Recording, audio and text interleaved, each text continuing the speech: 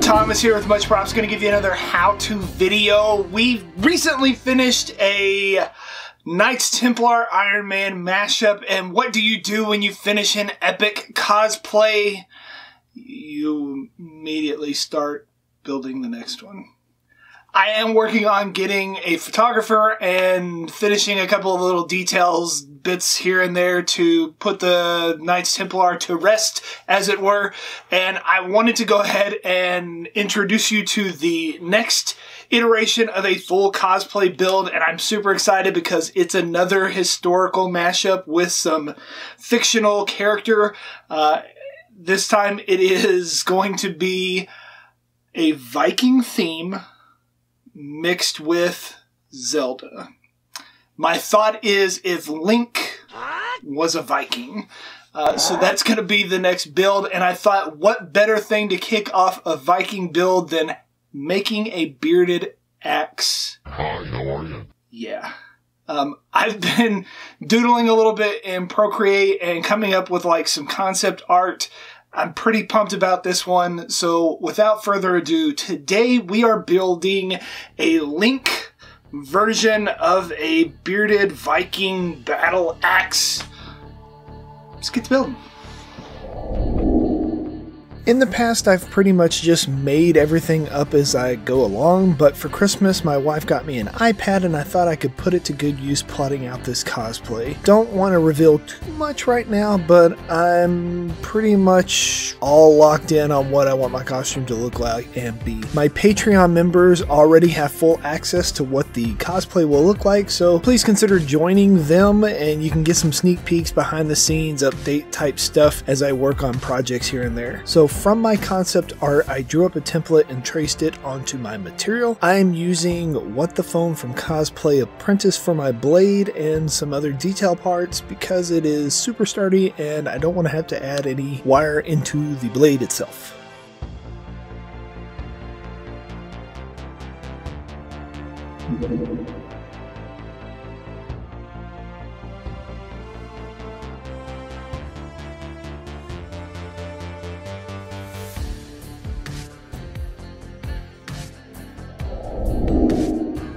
My blade is made up of 2 layers on each side, so a total of 4. The gray foam is 6mm and the black foam is 4. I slather on some contact cement and use a scrap piece of foam as a squeegee to make easy work of spreading it out. I cut out all the parts to the overlay and then tape them back together so that it keeps the spacing just right. While the contact cement is still wet, I place it down on the blade layer. This allows me a little bit of time to position it and pull off the parts of the overlay piece that I don't need.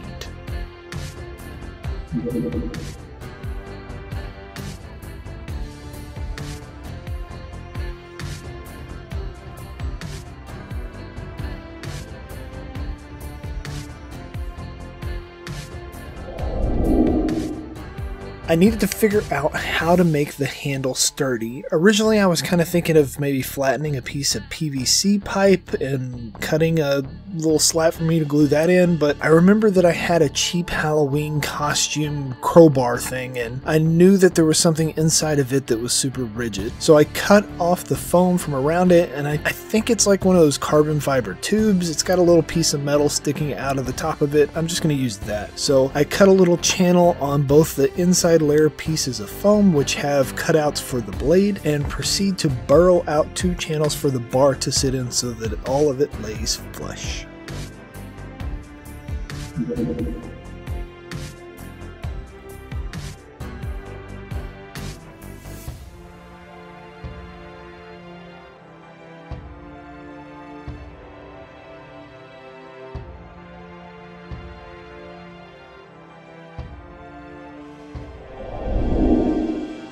I I contact cement all the foam pieces in and superglue in the tube into place. There are a total of 4 layers of 10mm foam that make up my handle. I gave myself ample foam on both sides so that I could carve back the shape of the handle. I'm not too worried about the outside edges lining up perfectly because I know here in a second I'm about to be hacking off big chunks, so it's all good.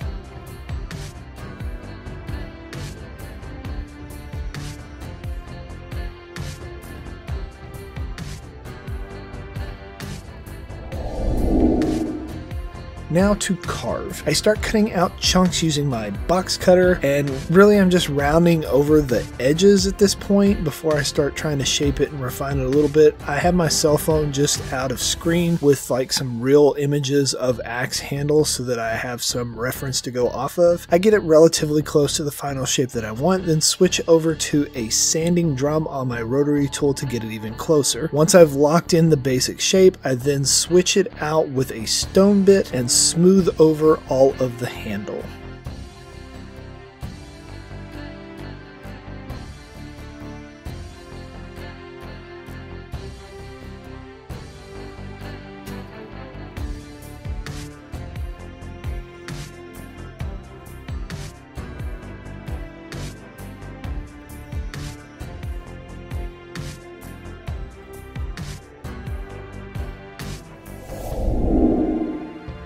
To add the wood grain texture and save me a little time painting in details later, I score some wobbly lines into the foam. The black line there is my handle guard for where it's going to start at, so I know I need to work to that line. I plunge my hobby knife about 1 to 2 millimeters deep into the foam and then use a heat gun to shrink up the foam, revealing my pattern. This is an easy and less fumey way of doing it. You can achieve a similar way with a wood burner, but there's nasty fumes that come off of it. You don't really want to breathe it in, and it's cold outside, and I didn't really want to have my window cracked with it being 20-something degrees, so I went with the non-toxic method this time.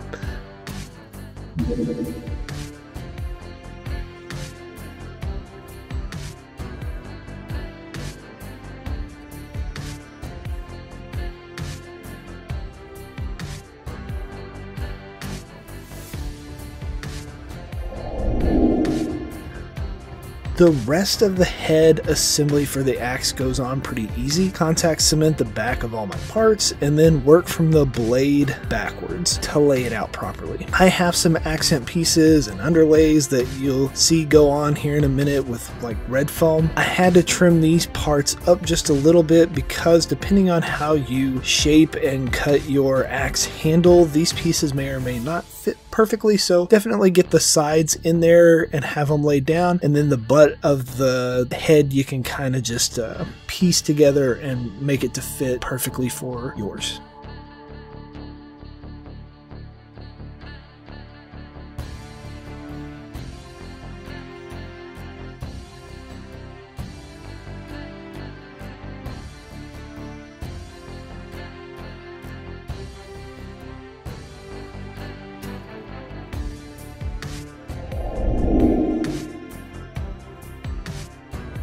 I realize most bearded axes probably don't have pommels, at least not historically from what I can see, but the bottom half of my handle is mimicking the Master Sword from The Legend of Zelda, so I included one. It's super simple. I just cut out a couple of circles in 10mm foam, stacked them on top of each other, and then just kind of sanded the crap out of them until it was close to what I saw from my reference images and my concept art.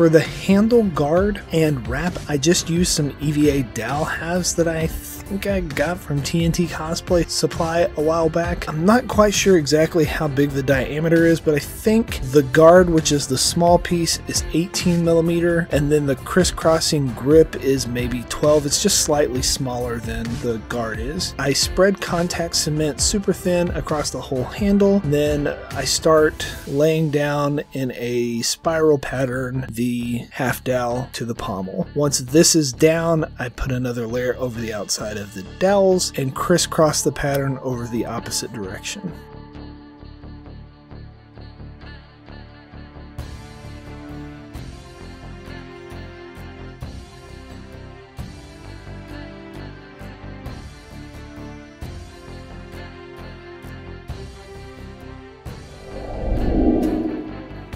To give my grip a leather-like texture, I crumble up some foil, heat up the lower handle with a heat gun, and then basically wrap the grip up like a baked potato. Once the foam cools, it leaves the surface of all those little crinkles into the foam, kind of mimicking the texture of leather. It'll be subtle, but a little bit more obvious once I hit it with some paint.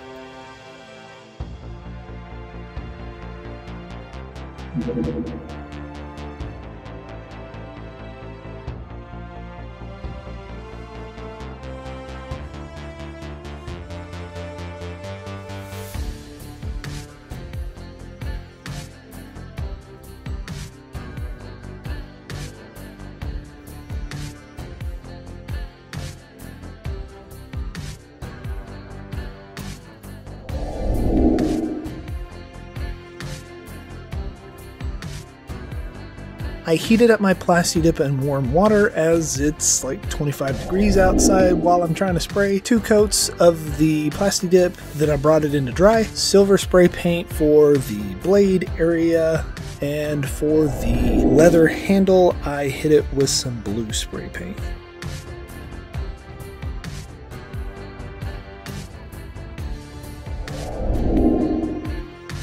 For the rest of the axe, I'm going to paint it by hand. The wood gets some Plat Effects acrylic paint dry brushed on it. I start with a dark brown and work my way up to like an off-white color. For my gold accent, I use some antique gold rub and buff. I just kind of liked that color a little bit more than the ones the plaid had, although it's not exactly as bright as I need it to be, so I may have to stop by my local craft store and see if I can find like a shinier gold in the rub and buff.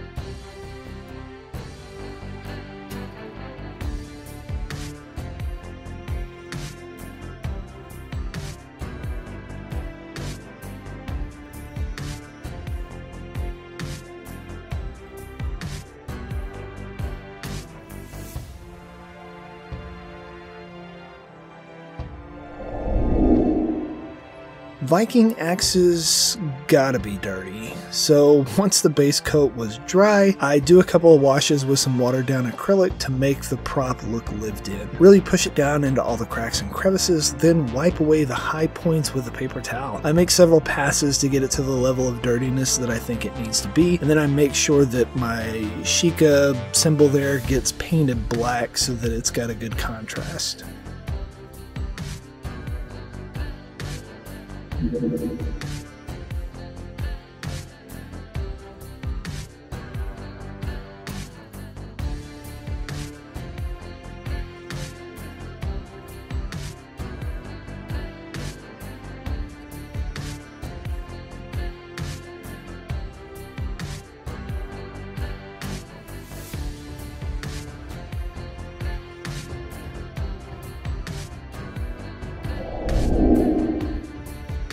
To give my axe equal attention with historical side, I thought it would be cool to put a Viking symbol opposite of my Legend of Zelda Sheikah symbol. I'm going to try and incorporate different Legend of Zelda games and give a twist to some areas with historical thing when I can. Just wait until you see the Viking Halayan shield that I have ready to go. I believe this is called the Helm of Awe. From what I can gather, it's a symbol to invoke the protection of the Norse gods, so I thought it seemed pretty appropriate to put on the weapon of my hero to protect him in battle.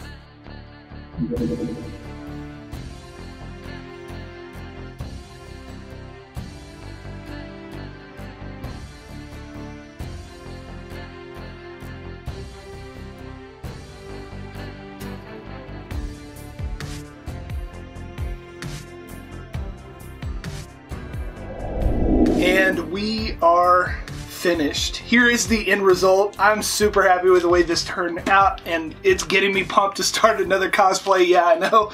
I've got 2 other ones planned for this year, and I'm really excited to get started on all of them.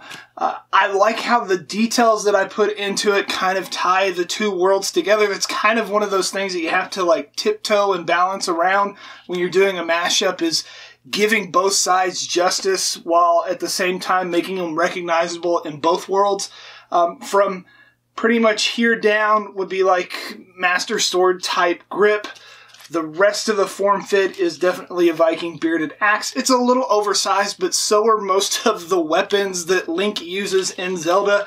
I thought it was cool that I incorporated that little half eye there of the Sheikah symbol, and then tying it back to the Viking thing on the opposite side, doing a Viking symbol on the handle. But yeah, maybe we'll try and make one of these yourselves and impress your friends with your ability to build something from a historical reference, while at the same time putting a modern take on it, and hopefully making something that's going to be awesome for everybody to watch and get excited about too. Maybe you'll get some. Yay! And inevitably, they're going to ask you, how'd you make that? You can give them one of these. Tell them, much props. You know it's coming, so I'm going to go ahead. Is that Ganon? Oh! Over your shoulder! Ha!